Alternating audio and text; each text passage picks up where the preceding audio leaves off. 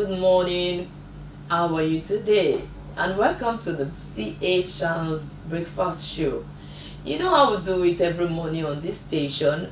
614 on Moplex. Moplex is Nigerian decoder. Just get yourself one. Be patriotic. We have to grow our naira. We have to make sure that we are one of those that is intentional, very intentional about making the naira stronger. That is why we have to buy everything Nigeria made. Your clothes Nigeria made, your hair Nigeria made. Do you get what I'm trying to tell you? So Moplex is our Nigeria cable TV. So get your own decoder from Moplex and tune in to 614 to watch our breakfast show every morning 9 a.m. till when we are done with it. Alright, I am Toke Bravo. I'm still in the spirit of the Workers' Day celebration. It happened yesterday and a lot of us didn't get the chance to celebrate because, of course, we are on duty working as well as usual. So while some people stay back at home, some of us were on the field working, while some people are going to celebrate their own Workers' Day today in the office. They will come together, do one or two things. I still felicitate with every worker in the country. I say that our efforts, our labors shall not be in vain. We shall all reap the good fruits of our labor. We shall not work in vain. As we work to make Nigeria a better place, believe me, we shall one day be celebrated as well as the zealous workers that we have always been. Welcome once again to the show, and I am Toke Bravo. We go on a quick break. When we come back, the show continues.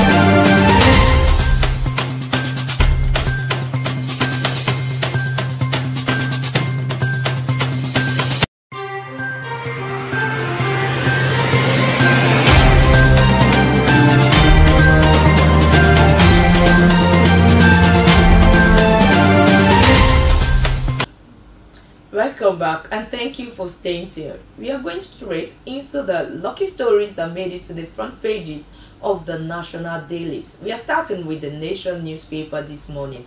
Payment of 275 billion to property owners on Lagos Calabar Road begins. If you want the total breakdown on that story, grab your copy of the Nation newspaper. Jubilation as Transportation Minister flags off Port Harcourt Aba train service. The story is on the page 4 of the Nation newspaper.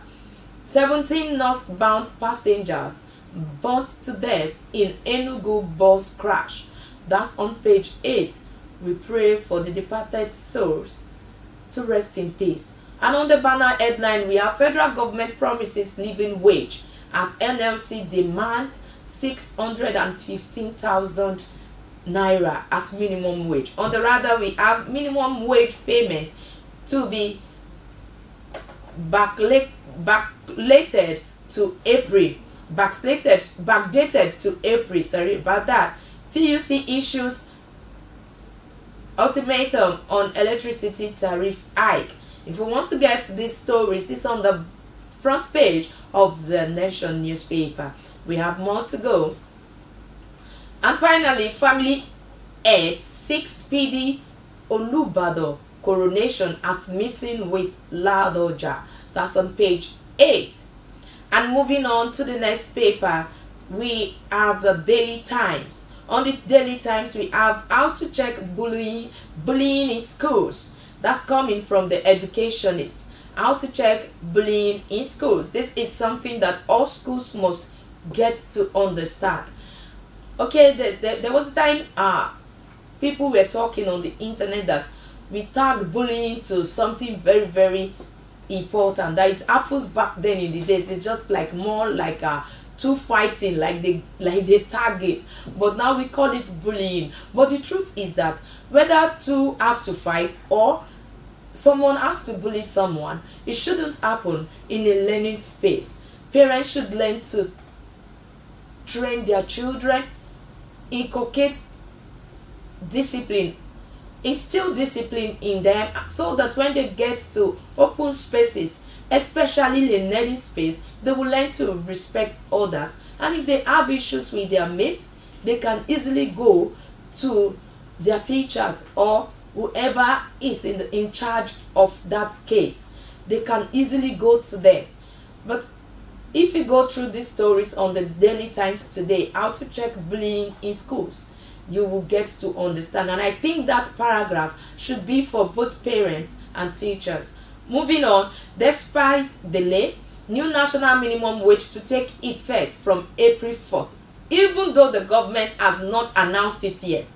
This is coming from the Labour Minister, that the government is already owing 1 month minimum wage. So that's a good news from the minister, that despite delay, new national minimum wage to take effect from April 1st, 2024. That statement came from the Labour Minister. Still on May Day, my administration has recruited over 5,000 workers in past 7 years, says Obaseki. If you want to know more about that story, it's on the page 9 of the Daily Times. MNJTF intensifies operations to eliminate Boko Haram ISWAP in Lake Chad. I think this is getting too late already. They should just do it already, and let's have peace and tranquility in all areas where people can farm easily, where people can do their businesses without the fear of people coming to attack or kidnap them. Moving on the banner headline, we have "Your days of worrying are over." This statement is coming from the President Tinubu. Says expect not only minimum wage but living wage. Suits for industrial peace, harmony and unity. You see, while reading this, you see the smile on my face. Living wage. I think this is a good time for all Nigerian workers. We pray that this administration succeed. We pray that whatever they have in mind comes to life, and as they struggle to make sure that the economy stables, the universe, everything that they need will work in accordance to support them. Still on May Day, bold leadership required to steer Nigeria towards recovery. That is coming from the Nigerian Labour Congress, National Labour Congress. If you want to know more about that, please grab yourself the Daily Times. And finally, on the Daily Times, we have federal government pays 2.75 billion compensation for Lagos Calabar Coastal Road project. It's on the 15th page of the Daily Times. You can get that story there also. Moving on to the Punch newspaper. Lagos Calabar Highway government fourth landmark title begins 2.7 billion naira compensation payment. And on minimum wage, federal government Labour talks deadlocked. NLC defend 615,000 naira demand. Tinubu says government union failed to reach consensus, assures workers of living minimum wage. Federal government frustrated negotiation. Anything below 615,000 will make workers poorer. That statement is coming from the NLC and TUC that government is frustrating negotiation. They are hell-bent on getting 615,000 for every workers in Nigeria. That is their demand. But I believe that once the negotiation is still ongoing, they should reach a compromise, a consensus, so that this minimum wage can start rolling in. Civil servants are due for it. The economy states it's all over. We know what the economy state is right now. Therefore, the minimum wage should be that fat, should be that encouraging to give civil servants better life. Agric inputs got 12 trillion naira despite 9-year anchor borrower scheme. That's on the page 28 on the Punch newspaper. Lagos uncovers underbridge apartment where tenant pays 250,000 rent. We are actually going to share this story later after the newspaper headlines review, because I have that story for you today. Isn't that funny? Under the bridge, some people are paying rent. Safe School initiative to cover off-campus hostels. That's coming from a commander. If you want to know that story, it's in the Punch newspaper. You can get it. School mourns 14-year-old British Nigerian killed in London sword attack. Moving on, we have federal government restricts Lagos bridges, sand miners and licenses. Federal government restricts Lagos bridges, sand miners and licenses. That story is also on the Punch. We move to the Daily Independent. Your days of worrying are over, Tinubu assures workers. Says he's more concerned in living wage than minimum wage. Your efforts, thank you my director, your efforts remain lifeblood of the economy, Obi tells workers. That statement is coming from Obi. Truthfully, check into that statement. Without workers, our economy cannot be stable. Manpower cannot be achieved. So we just need to celebrate our workers every day, including myself. I'm a worker, so I am indirectly celebrating myself today on the show. Moving on, I will promptly implement new minimum wage. Fubara assures Rivers workers. Tinubu was misled to suspension of Igwe as medical director. That's another story on the Daily Independent. Biggest mess created in 2023 was devaluation of Naira, says Dangote. And another story here says Lagos Calabar Coastal Highway, federal government begins 2.75 billion compensation payment to property owners. On the Daily Independent, this story is on the page 7 if you like to read. Enugu workers declare Mba most worker friendly governor. That they are giving their governor some accolades, and I hope he has gotten his flowers already. And on the banner headline, we have NLC TUC give federal government 1 week to reverse electricity tariff hike. Ignore federal government 35% salary increase. Insists on 615,000 minimum wage. Borrowing foreign currency to defend Naira short-sighted approach. That is coming from the NLC. So if the NLC is not going to go into an agreement with the federal government, do you think that this minimum wage of a thing can be feasible? Can the payment be feasible this month, May, even though they already have an outstanding of April already? Do you think we stand a chance? Does workers stand a chance to get this minimum wage at the end of this month if the NLC TUC and the federal government cannot reach a consensus on time? We have 1.5 billion liters of petrol to last 30 days. That is coming from the reps. Right now, I'm reading from the Vanguard newspaper, the front page, the stories that makes it to the front page of the Vanguard newspaper. Nasima President Oye to speak at Vanguard Economic Summit. On insecurity, Matawale urges US to share intel on terrorism and banditry. On May Day, governors promise better working conditions, pay rise for workers. If you want to know the number of governors that have given their words to better the lots of their workers in their state, you need to go through the story on the front page of the Vanguard newspaper. We have more story on the Vanguard newspaper. On the headline, Labour gives federal government May 31st deadline on minimum wage. Bank closed 2 million accounts over BVN, NIN and others. Lagos Calabar Coastal Highway federal government begins 2.75 billion compensation to property owners. Some papers are reporting 2.75 billion. Some are saying 275 billion compensation to property owners. Whatever it is, property owners are surely going to be compensated. And here we have Eagles will qualify for 2026 World Cup. That is coming for Finidi. It's coming from Finidi. And that's what we have on the Vanguard newspaper.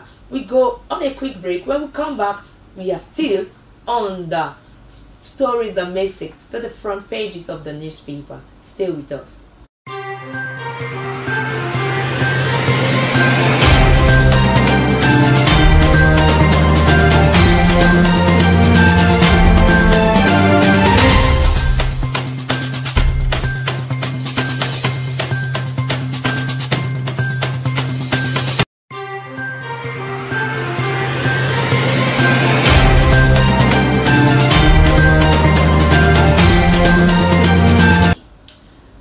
For staying tuned. This is CA Channel's Breakfast Show. If you're just joining us, this program comes up every morning. We talk about stories in politics, trending stories in the nation, politics, business, and what have you. Whatever you think of, you can get on this program every morning. And don't forget to please place your advert on this program too, to reach a lot of viewers, as we are so vast on both internet and Moplex decoder. Moving on to the Guardian newspaper, Labour demands inflation-proof pay, frequent wage review. If you want to know more about that, it's on the page 6 of the Guardian newspaper. Minimum wage takes back seat in Kano, Kwara, and as NLC marks May Day. Moving on, Telco loses irregular levy remittance, threatening NCC's 549 billion naira target. PDP chides Ayedatiwa for budgeting 5 billion naira to renovate daycare centers. Workers worry as federal government assures on May 1st date for minimum wage. Super Eagles out to support indigenous coaches to grow and win laurels. That's on sport on the Guardian newspapers. Duty exchange rate fueling uncertainty adjusted 28 times in 2024 first quarter, says CPPE, that the CBN have changed the adjusted the rate for 28 times just in first quarters. There is a complaint, but to some people, if this is what they have to do to get it right, why not? PDP rallies aggrieved members, targets 2027 presidency. 10 years after, the shame of Chibok lingers on government. 10 years after, the shame of Chibok lingers on government. This happened 2014, where some girls were abducted in the Chibok High School. Some girls were abducted, some were released. Many others are still in the captivity of the Boko Haram sects. And this is just like a reminder to the government that even though it is 10 years past, it is a shame on the government that these girls are still in detention, in captivity. They are supposed to be back with their families, living life as a normal human being. They are already being traumatized. What is the government doing about this? These are the stories that we can take that have made it to this, that have been lucky enough to make it.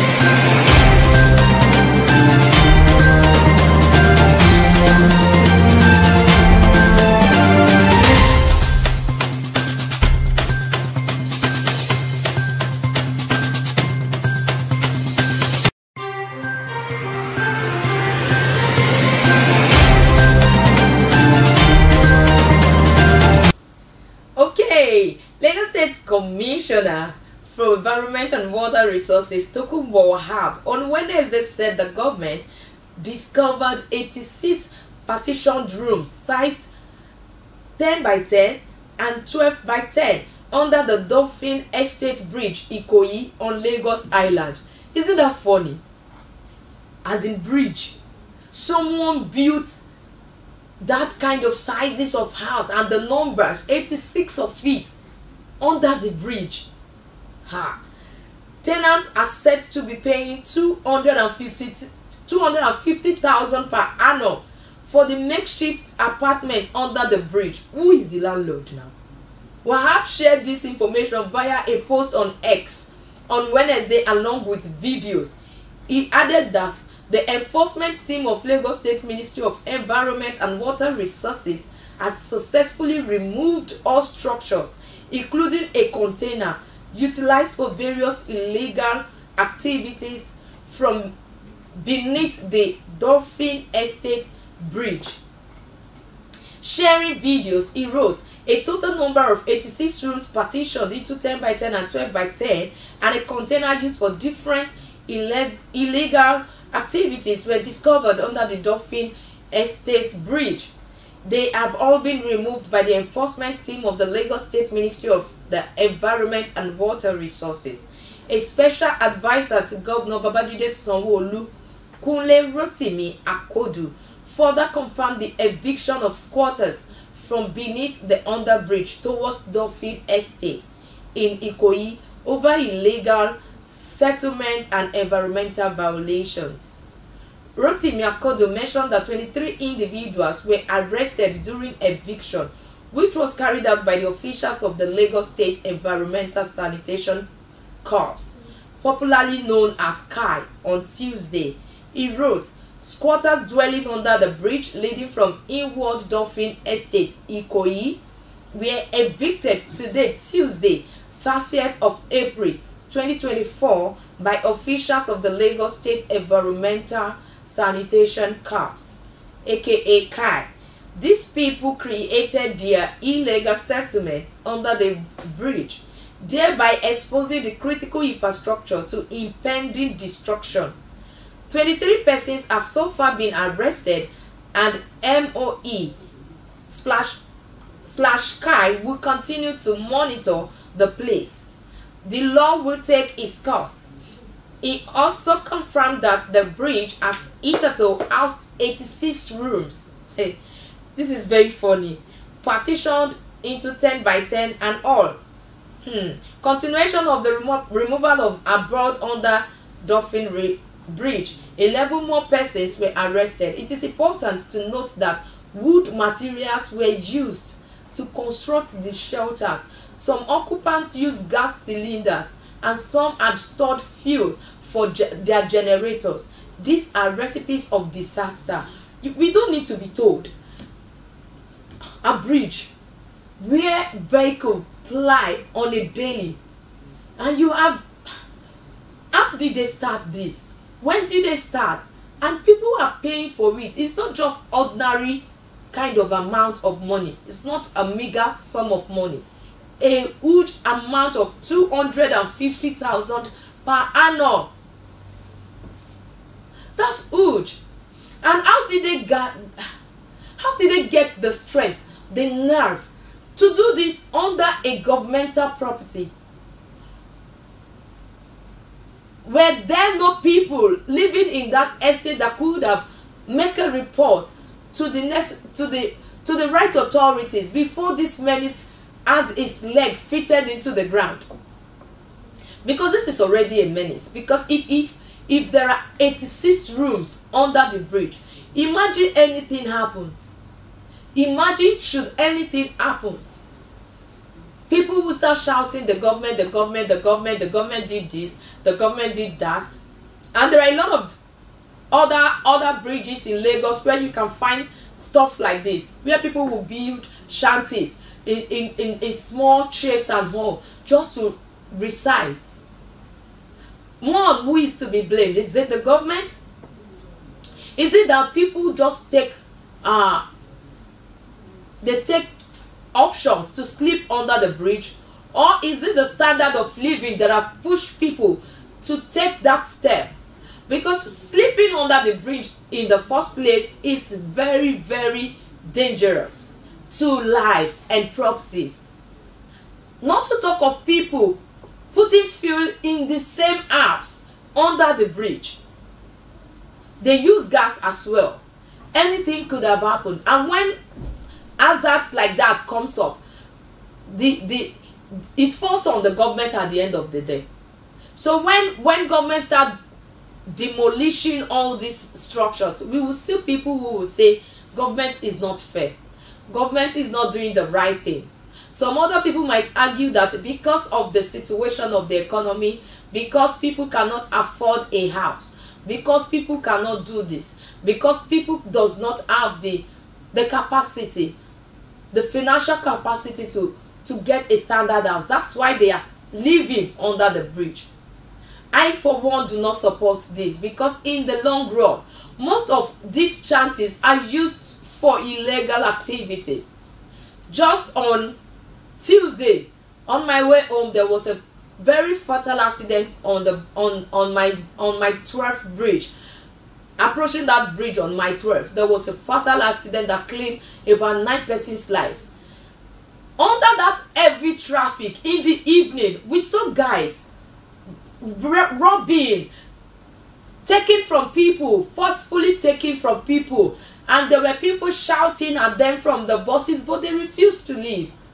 You can imagine what Lagos State is like. You can't, if you don't have street sense, you cannot just walk anyhow in Lagos, especially when it's late, due to things like this. Who are these 86 occupants who have actually agreed to pay 250,000 per year under a bridge? Is it because this is situated in Ikoyi? Is it because of that? Because a lot of people wants to align, they want to belong to the place, and they will go out and say, I live at Ikoyi. Who knows they live under the bridge, which is very, very detrimental to both their health and their life. It could be very dangerous for them. It's even dangerous, not could be, because should anything happen to, should any truck fall from the bridge like we used to have it on Ojuelegba Road and the rest, they become government property, they become government business to handle, because the government will always be there to see what is happening and then take responsibilities.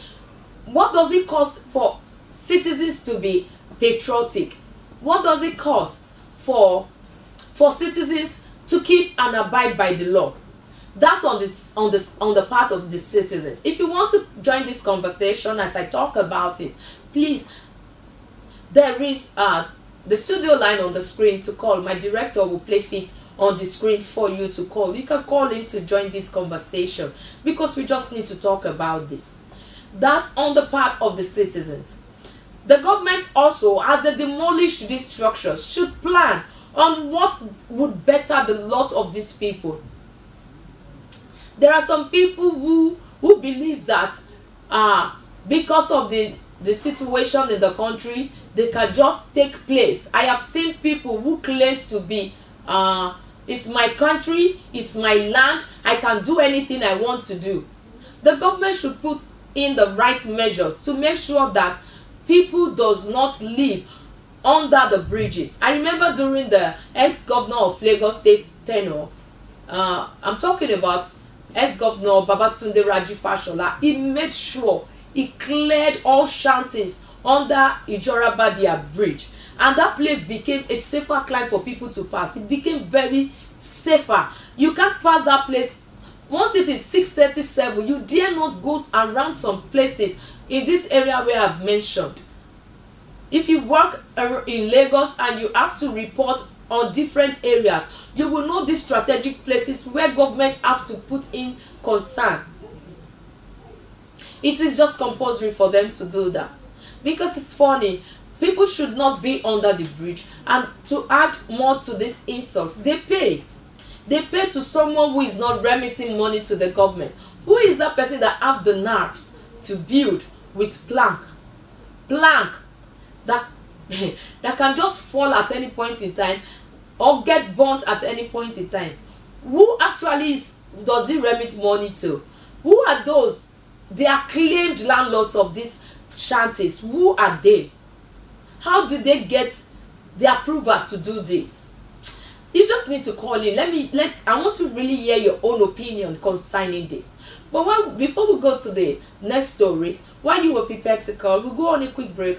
When we come back, we are still here on the CA Channel's Breakfast Show.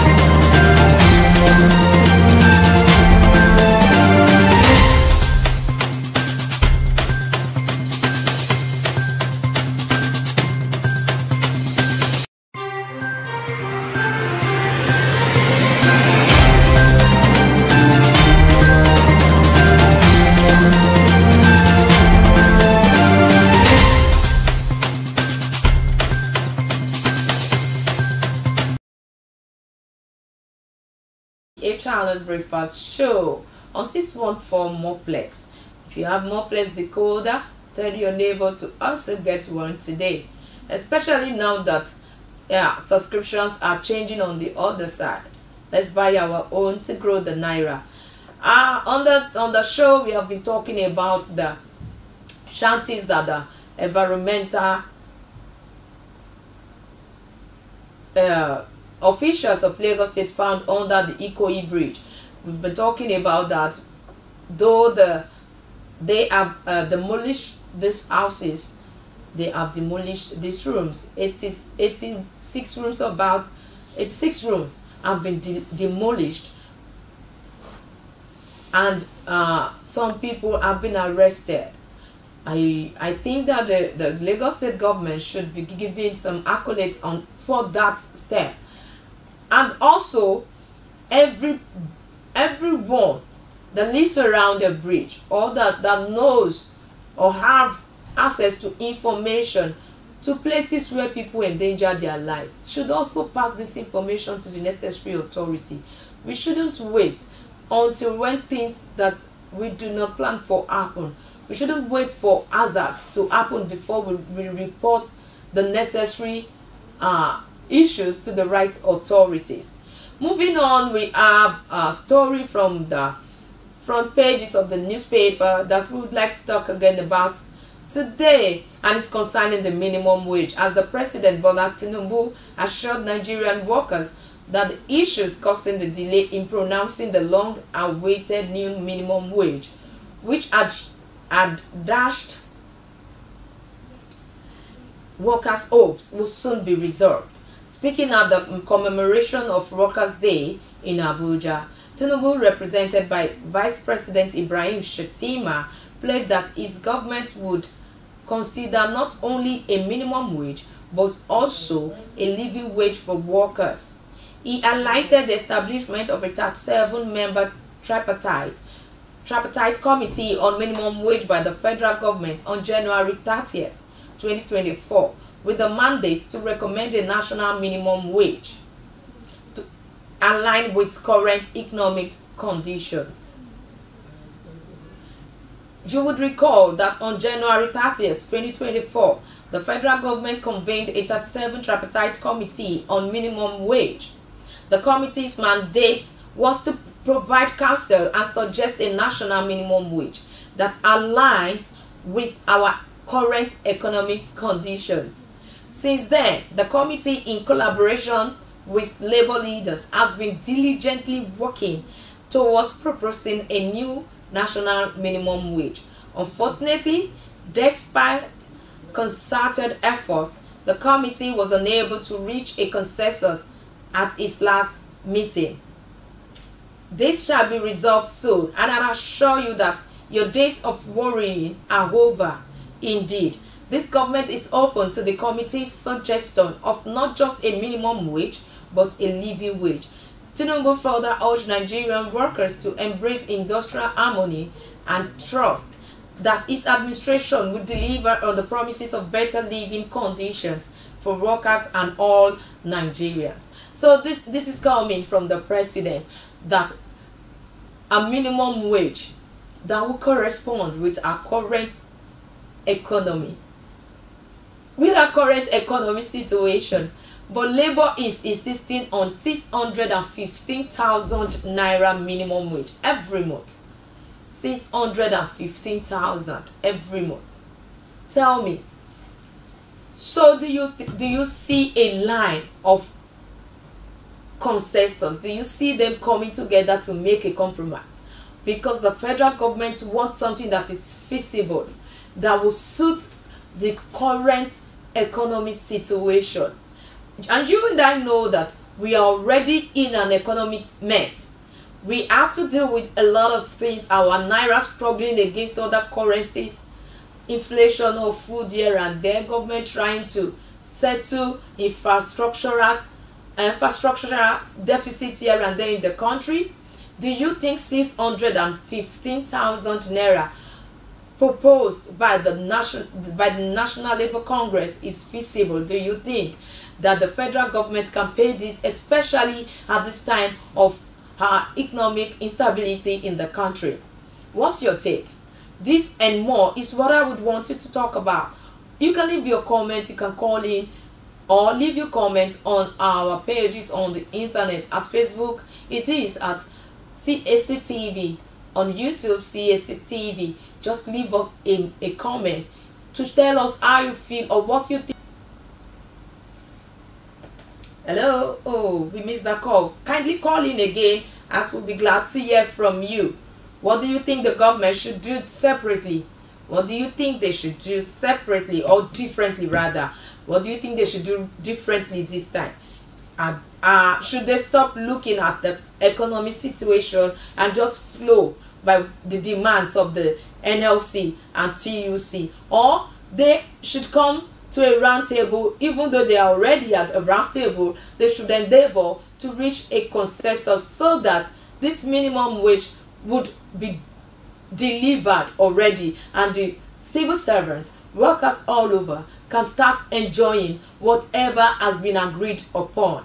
Yeah, this is how we end the show this morning. My name is Toke Bravo, and I am happy being on the show today. Hope you enjoyed the show too. Please, you can leave a comment of how you feel about this show on the internet. I'll read your comments and get back to you. Thank you for joining us. It will be another pleasant day tomorrow on the show. I love you all. It's a bye-bye from me.